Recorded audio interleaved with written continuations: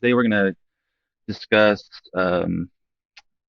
redundancy for the management server slash event server and some of the um, differences between a generic service failover and what you guys might hear out in the field as a always on or a SQL cluster failover. We're not going to talk about SQL this morning because we only have 15 minutes. That's kind of a whole separate topic, and we could probably spend maybe an hour on that. So today we're just going to talk about a two-node management server failover cluster and how we kind of set that up, and also um, what it would take to bring this online. So the pre-sales group a few weeks ago actually went through the steps. We do this thing called a Lego. So we all actually spun up a cluster for the management server. So we should all be pretty familiar if the topic comes up um, with like system integrators or end users. So the cool thing about this type of redundancy for the management server, it is pretty simple and straightforward. There are some steps you have to go through, and if you go on our website, there's actually a couple documents. There's some white papers that you can point your system integrators to. So if you actually just search for failover cluster, or something into that effect, it'll bring up a few items after you search. The one I like is this PDF. It actually goes through a generic service uh, failover role and also a SQL always on failover cluster. So this might be something over a lot of system integrators' heads. Typically, end user, um, like the IT department would set up the SQL always on failover cluster. I don't know a lot of integrators that would be comfortable with doing that, but they should be comfortable with doing a management server cluster because it is, like I said, pretty easy to set up once you do it a couple times. So let's go into it. I actually made this document, and anyone that's on the phone, I can share this with you. It's something we kind of put together when we did our Lego as the SE team. Um, so if you're doing like a virtual environment, it kind of gives an example of what you should set up for your nodes. So typically you have two nodes, and that's well, I want to kind of talk about the terminologies too. So a node would be just either a VM with operating system like 2016 server operating system. So you have to have two of those, and some of the requirements for network connectivity, and then the steps to create the failover server. Um, so, like I said, if you guys anybody on the phone wants to have a copy of this, they can have this.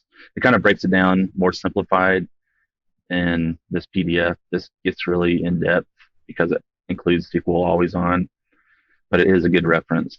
So point your system integrators to this and users to these guides that are available on our website. Okay, so that was a long introduction. Apologize for that. So what does it look like? So again, back to the basics. You have to have two um, servers or two operating systems to, at a minimum, to create a cluster. Okay, so in my case, I have Xprotect Corporate Node 1 and then Xprotect Corporate Node 2.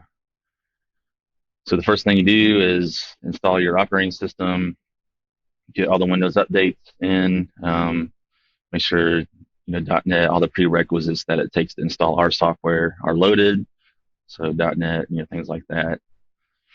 And then in my case, I actually have a separate SQL server, but this isn't in a cluster, so it's just a standalone SQL server with our database on it. And that's what these two nodes use for their database. Okay. So once you have the operating system installed, everything updated, the next thing you do is configure your network interfaces.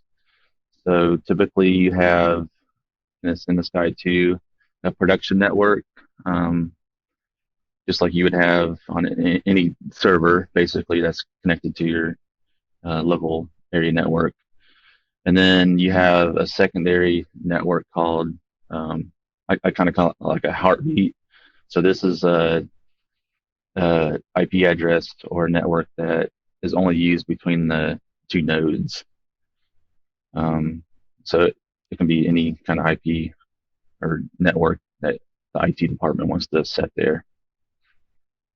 Okay, so once that's configured, then you need to install some roles or some services or features within the two nodes.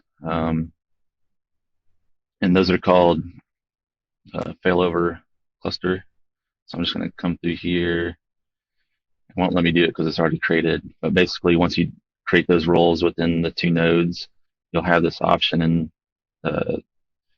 the tools in Server Manager called Failover Cluster Manager. And that's what this looks like. I know if you haven't seen it before, you might be getting lost, but it's it should make sense kind of once we get through it. But before you set up, actually, yeah. So once you create the roles, you'll have the Failover Cluster Manager, and then you want to start on Node 1 and install our software. And that's kind of where we get into this part here. So once Node 1 has Expert Management Server installed, then you go over to Node 2, install it, and then you create actually a role within the cluster. And I'm not going to get into the details here because there are a lot of steps to do this, but basically what you're doing is adding a service or a generic service to the cluster that includes the management server and the event server. And those services are basically dependent on each other. So if you log out of or shut down, Node 1, the event server is dependent on the management server service, so they both start up on Node 2. And I'll demonstrate that in a second. Typically on the FMFF, I don't stop for questions, but if anybody has a question at this point, let me look at the chat log. Nobody has a question in the chat, but I'll pause for a second if anybody has a question, if I'm going too fast. Not yet? Okay. So I'm just going to demonstrate it then. So I'm going to go to Node 1, which is, you can look down in the taskbar, the management server service and the event server service is running. And I got a question, I think it was from Peter. Actually, it came from an end user or a system integrator on how long it takes for the management server cluster to fail over. There was some feedback he got from, I think, an integrator that it takes, over a minute. So the cool thing is with having a system spun up, in our lab, so, our pre-sales group, we can test this stuff out. I failed it over a few times and actually took between 40 and 42 seconds. So that's actually really good. I wouldn't have known that answer unless, I had the system spun up, but I can feel comfortable that even on larger systems, it shouldn't take over a minute to fail over if a node goes down. Okay. So let's see what this looks like. So on Node 2, I have the Failover Cluster Manager running also. So you can see my clusters online, my management server and event server roles are online. And then if I go to Node 2, I'm actually just going to shut it down or restart it. And then if I go over to Node 2, you can see that the cluster is pending a restart. So the event server went offline.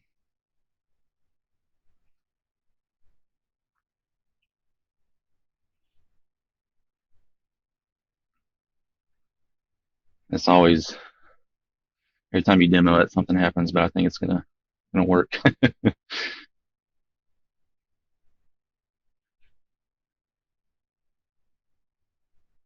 So they're both online. If you go down to the taskbar on Node 2, the management server is running and the event server is starting.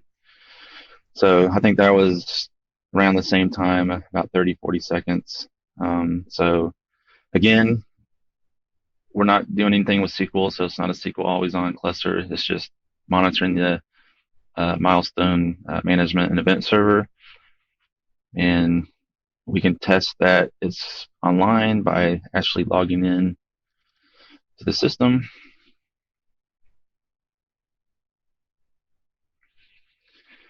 So once you have a cluster made, you're actually connecting to the cluster, so you're not connecting to a specific node. So I'll put a password in and see if node 2 took over. So you can see I can log into node 2 or the cluster, even if as node 1 comes back online. So that proves the cluster is running. And if we go over to node 1, it restarted, but you'll notice in the taskbar, once it comes online, that the services are going to be stopped because node 2 took over. Just give it 1 second.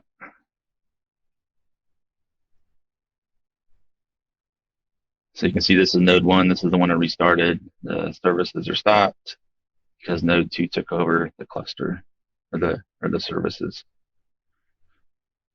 One thing that a lot of people kind of miss on setting up a failover cluster is how many times the cluster can fail over in a certain amount of time. The default, I think, is 1 time every 3 hours, I believe. But if you go to properties and go to, where's it at? Sorry. Actually, it might be here. So what I set up is the maximum failures in a specific period is 3. And the period is 6 hours. So in a 6-hour period, my cluster can fail over 3 times. If it's failing over more than that many times without, user intervention, I think there's probably something wrong with the environment. So,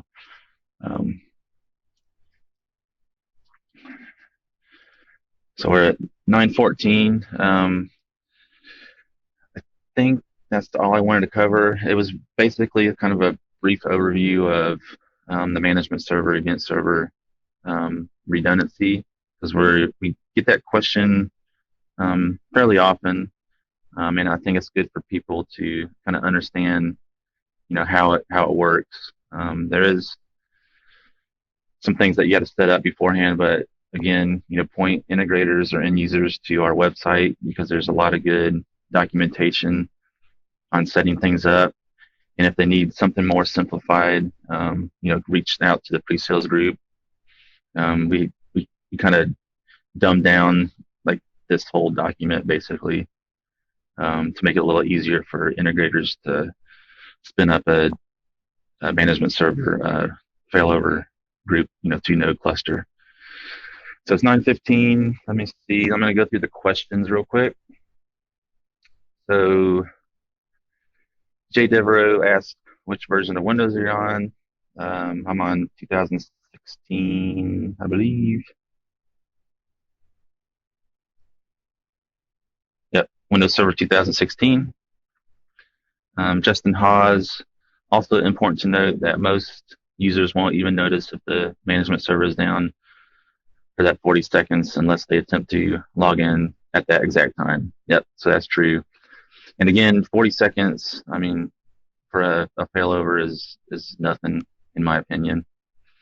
And one thing you want to kind of specify to people that aren't familiar with redundancy is even if a node fails over during that 40 seconds, you're not losing video on the recording server, right?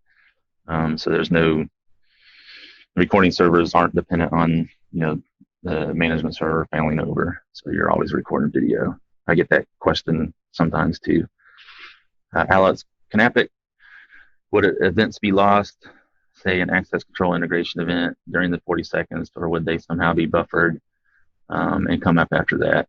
That's a good question. I'll get back to you on that unless somebody knows. Justin might have responded. I'm not sure on that. Okay. Let's see. Those are kind of statements.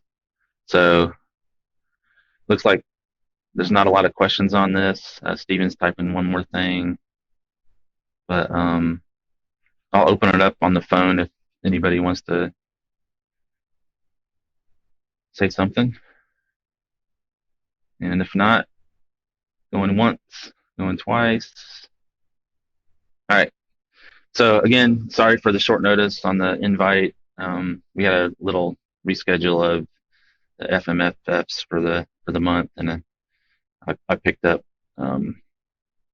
this week and forgot to put the invite on the calendar. So thanks for joining. Really appreciate it, and we'll see you next week. Thank you. Thanks, John. I'm actually impressed you did that in 15 minutes. So. Right. Me too. That was cool. Thanks. Thank you.